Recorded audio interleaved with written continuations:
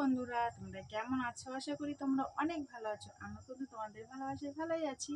আর এখন বাজে রাত্রি 9:30 আর আমি চলে এসেছি পাতার উনুনে রান্না করতে। কারণ জানো কি?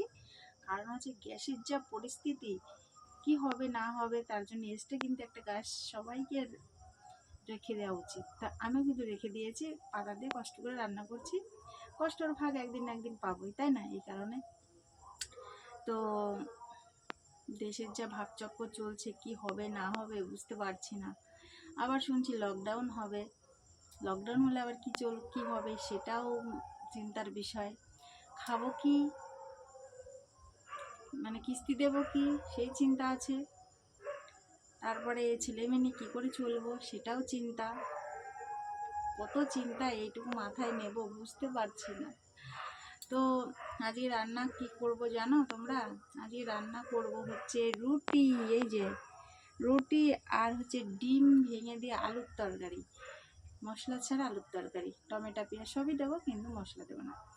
তো তোমরা কারা কারা খাও এরকমভাবে তরকারি একটু কমেন্ট করে জানিও। আর এখন কিন্তু 9:30 বেজে গেছে, আমি রান্না করতে সবে আসলাম খড়ি দিয়ে। কিছু করার নেই, পরিস্থিতিতে সবাইকে সব কিছু মানিয়ে নিতে হয়, তেমনি আমিও কিন্তু মানিয়েই নিই। তো চলো বন্ধুরা, ভালো থাকবে, সুস্থ থাকবে, আমার জন্য একটু প্রার্থনা করো, আমিও যেন ভালো থাকি। Bye bye.